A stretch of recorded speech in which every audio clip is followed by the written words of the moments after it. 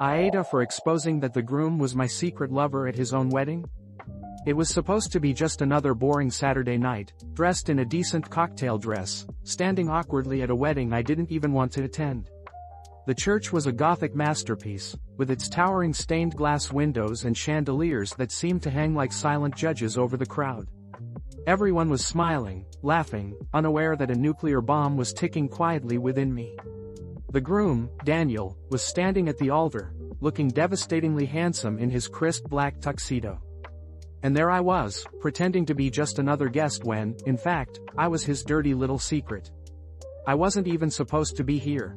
I'd convinced myself 1,000 times to just let it go, to let him marry her, perfect, blonde, Ivy League Sarah, and to move on with my life. But curiosity got the best of me. I wanted to see it, to feel the heartbreak up close, to make sure I could finally put it all behind me. But standing there, watching him, I felt the bile rising in my throat. The memories clawed at me, hot and raw. The stolen weekends, the whispered promises, the way he'd kiss me and tell me I was the one he truly loved, but that his family would never approve of me. That his marriage to Sarah was just business, a merger between two powerful families. I was the passion, the chaos, the wildfire, but she was the safe, presentable option. Do you, Daniel, take Sarah to be your lawfully wedded wife? The priest's voice echoed, and my pulse pounded in my ears. I stared at Daniel, my fists clenching the fabric of my dress. He turned to her, his face a perfect mask of adoration, and that was when I broke. It was like a dam burst inside me. Don't you dare say, I do, you lying bastard. My voice cut through the silence like a gunshot. The entire congregation gasped, a collective sound of shock and horror. All heads turned towards me, a sea of faces morphing from confusion to scandal. Daniel's face turned as pale as the bride's dress, his eyes locking with mine in sheer terror. Sarah's perfectly composed expression cracked, morphing into a look of panicked confusion. I pushed my way to the aisle, my heels clicking against the marble floor, my heart racing. You going to lie to her, Daniel? You going to stand here and promise to love her forever while you were in my bed just 3 nights ago? Telling me you'd figure out a way for us to be together? That this was all just a show for your family? Sarah stumbled back, her bouquet slipping from her hands and crashing onto the floor. Daniel rushed towards me, his voice pleading.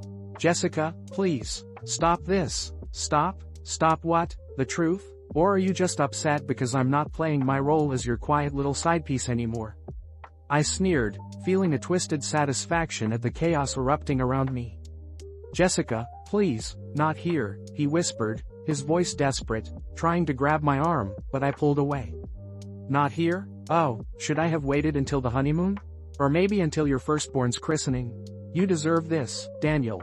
You both do. I turned to Sarah, who was now crying, her perfect makeup running in black streams down her cheeks.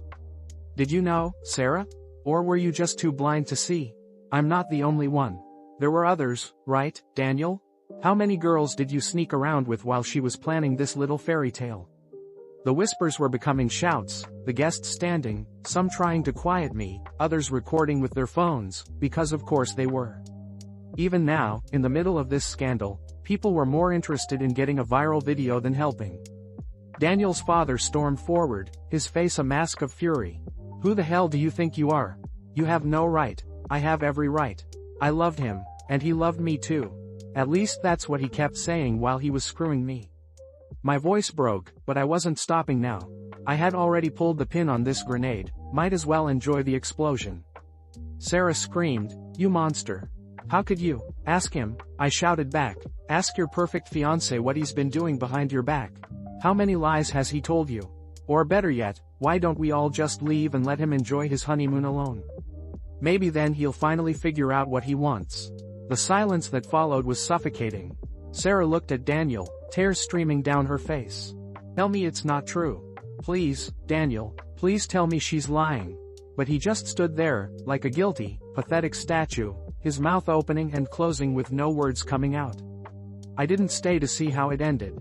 I turned and walked out of the church, the sound of my heels echoing in the silence that followed. I didn't care anymore. I didn't care about the whispers, the judgmental stares, or even the hate. I had done it. I had set fire to the perfect lie they were trying to build. But walking down those church steps, I suddenly felt empty. Like I had just burned down my own world as well. I thought it would feel better. Walking away from that church like some chaotic queen of vengeance, I expected to feel free, maybe even a little badass. But no, the adrenaline was crashing hard, and all I felt was shaky, empty, and kinda gross. Like I'd just eaten 3-day-old sushi and was waiting for it to wreck my insides. I got into my Uber and didn't say a word the whole ride home. My phone was already blowing up with texts. Half from numbers I didn't recognize, the other half from people I wish I never gave my number to. Sarah, why would you do this to me? Unknown. Yo, this wedding is F***ck in wild lol, you good? Daniel, we need to talk. Please, you didn't have to do that. I turned the phone off. I needed peace, or maybe just 30 uninterrupted minutes to cry into a tub of ice cream like a normal psycho. But nope again. By the next morning, the video had already gone viral. Apparently one of Daniel's cousins uploaded a TikTok of the whole blow-up, complete with dramatic background music and slow-motion zoom-ins. It had over 1.3 million views in under 12 hours. Caption: Wedding gone wild, ring skull side chick crashes altar. #drama #wedding fail #Wyman trash. Yeah. That side chick? That's me. By Monday, I was unofficially cancelled. My job at the dental office told me they'd let me go to avoid public distraction. Which is code for, you embarrassed yourself, so now you embarrass us. Cool. My landlord sent me a passive-aggressive message asking if I plan to renew the lease, or move on to a more stable lifestyle. Also cool, I spent most of that week eating chips in bed, watching trash TV, and avoiding the outside world like it owed me money. Until Daniel showed up at my door. I didn't even know how he found where I lived. Probably stalked my Instagram geotags or whatever. Wouldn't be the first time he went all FBI on me. He knocked like he had a reason to live, over and over until I finally opened the door in my ugliest hoodie and sweatpants. He looked rough. Like, didn't sleep, didn't shave, cried in a parking lot, rough. Jess, he started, but I just raised a hand. Cut the bullshit. You here to scream at me? Or cry? 'Cause either way, make it fast.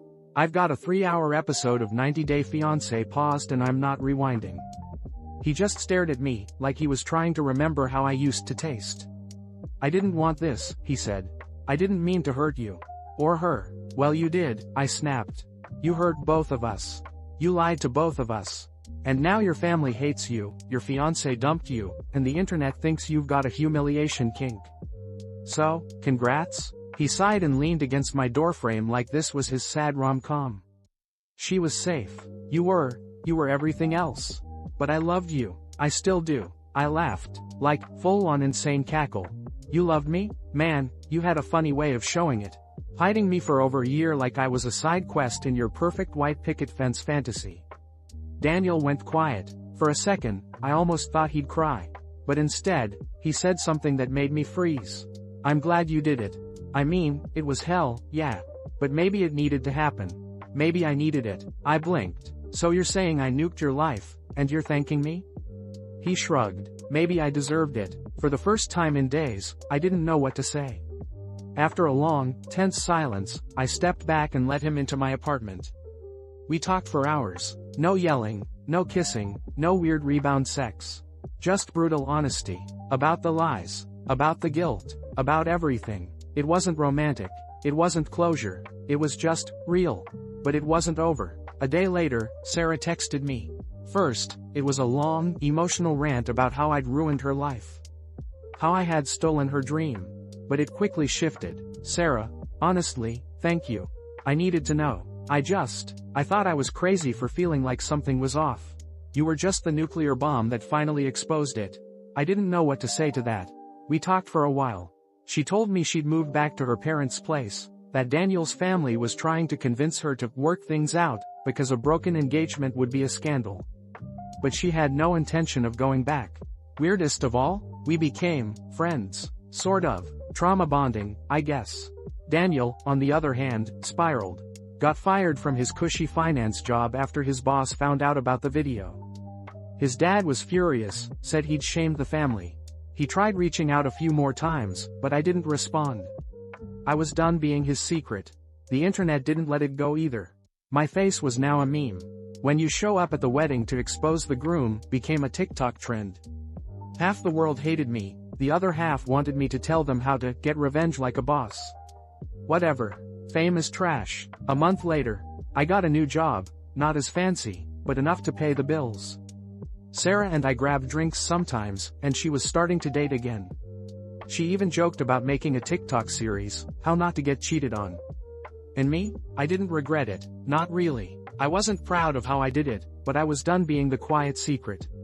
I'd rather be the villain in someone else's love story than the side character in my own. So here I am now.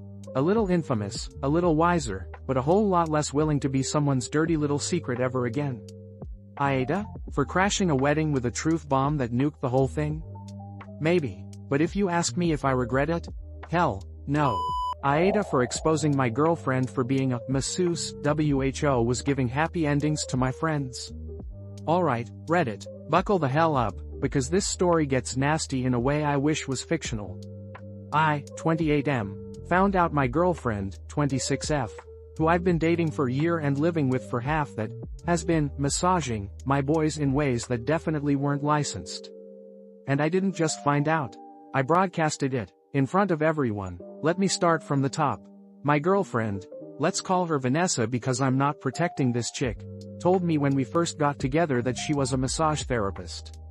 She had a whole Instagram page with vague spa vibes, candles, oils, hands-on back type posts. Nothing explicit, but also nothing super clear. It was all just that kinda holistic, wellness BS. She worked from home sometimes, and sometimes did private visits for exclusive clients. Again, nothing about that screamed shady to me. She's hot, she's confident, she works in wellness, seemed normal enough. I was proud of her hustle. But then the evening appointments started to get out of hand. Like, suddenly she was booking more clients after 9 p.m., and not even at home. She'd get ready like she was going clubbing. Full makeup, hair done, cute little yoga outfit that was 90% ass, and head out with her little massage bag and oils. I'd ask where she was going and she'd just say, private client, he prefers late sessions. Rich guy, big tipper. I thought it was weird but I wanted to be supportive. I figured I was just being insecure, so I shut the hell up. Until the night I was hanging out with my friend Ryan. We were just drinking beer, watching a game, talking sh*t like usual, when he casually dropped, "Yo, I didn't know Vanessa gave that kind of massage." And I went, "What do you mean?" He paused, blinked, and said, "Nah, forget it. I'm just being dumb, bro." But it stuck in my head. What did he mean by, that kind? Why'd he look like he just stepped on a rake? So a couple days later, I brought it up to Vanessa. Just casually. Asked if she ever massaged my friends. She kinda laughed it off and said, "I don't keep a spreadsheet, babe." I let it slide, but I had a gut feeling. And gut feelings? They don't lie, so I started sniffing around. Quietly. I texted a couple of my boys like, "Yo, have you ever gotten a massage from Vanessa? Just curious." And that's when sh*t went sideways. One of them hit me with a, "Yeah, bro. Long time ago though." Another left me on read. A third said, maybe once? Nothing weird though. Biggest tell? These dudes couldn't even say it to my face. And I've known some of these guys for over a decade. So I did the unthinkable. I went through Vanessa's work phone. I know. Total violation of privacy. But at this point, I felt like I was losing my mind, and something was telling me I'd find more than just booking confirmations. I was right. She had texts. So many texts. Most were normal, but some? Explicit. One literally said, "Can we do the special again? The release thing from last time?" Another. "Same extra as before? Bring the lavender oil smirk." She had saved contacts under fake names, but I recognized the numbers. One of them was Ryan. Another was a dude I play fantasy football with. A third was a friend I'd literally introduced her to. I confronted her that night. I didn't go crazy, I just sat her down and said, "Tell me what kind of massages you're really doing." I read the texts. She stared at me for a second and then just shrugged. Like I asked if she wanted fries. She goes, "Okay, yeah. Sometimes I do happy endings. They're big tippers. It's not like I'm f*** seeking them." It's just hands. Then she added, like she was the victim.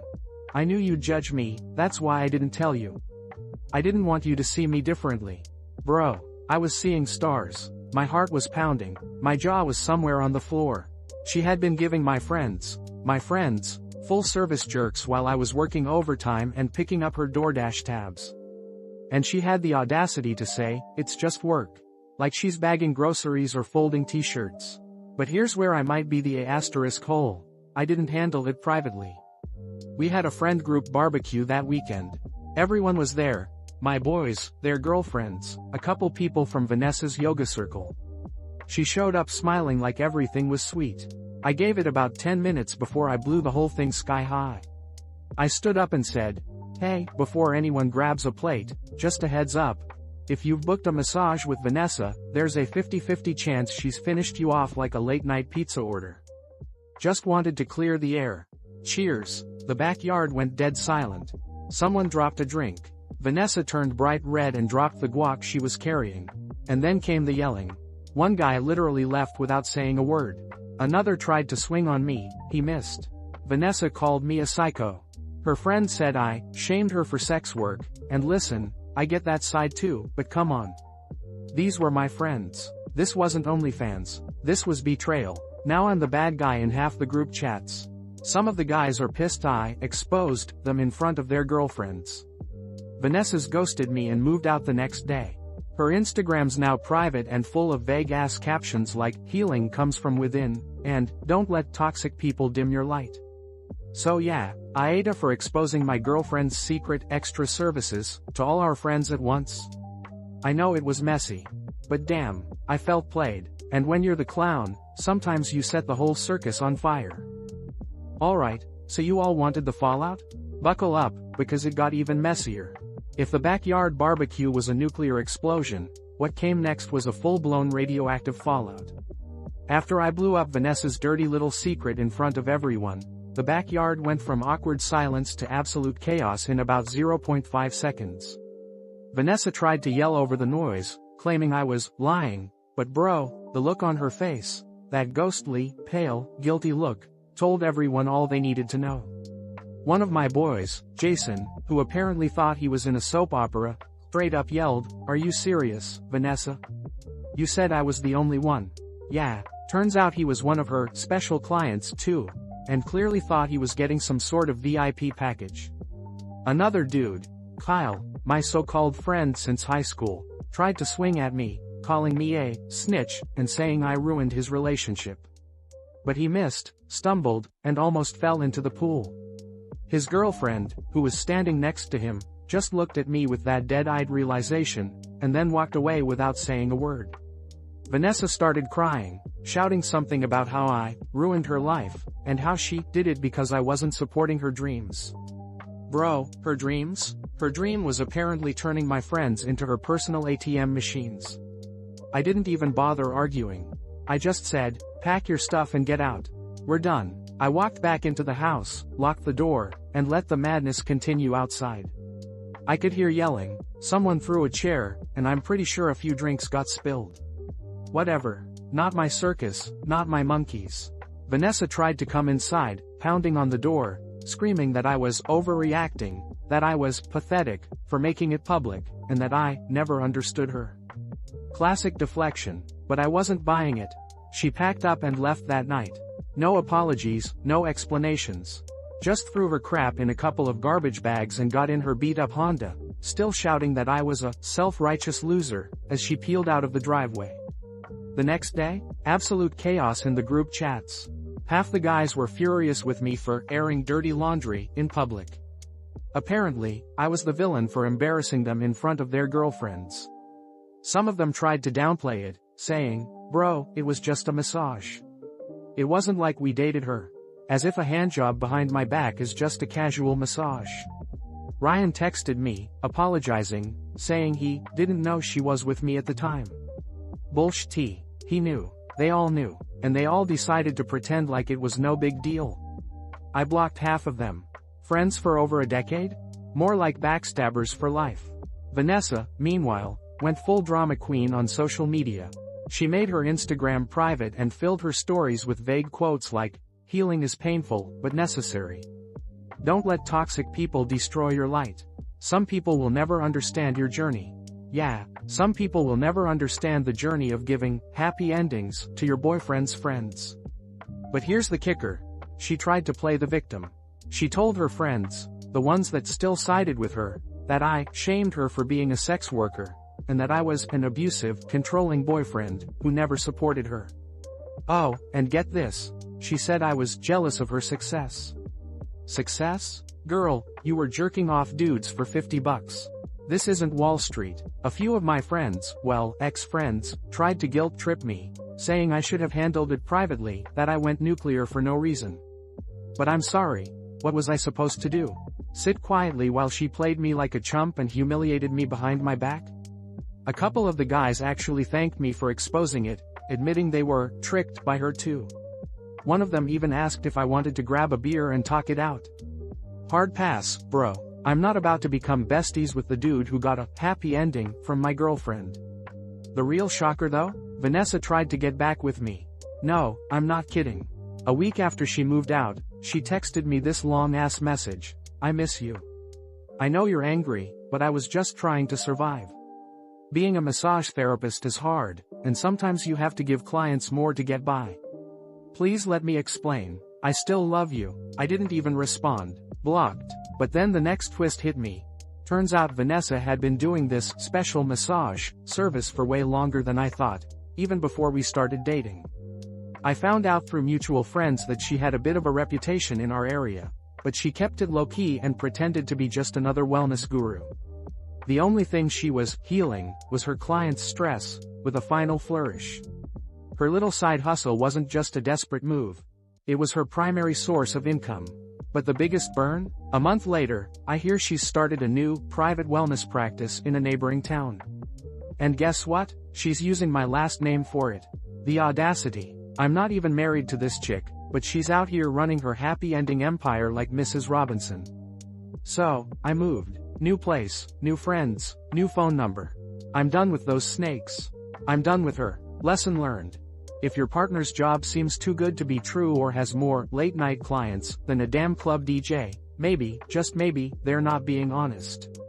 Aita? For blasting her dirty secret in front of everyone? For not just dumping her quietly and letting it go? Honestly, I don't regret it. Sometimes you're the clown in the circus, and sometimes you're the guy who burns the whole tent down.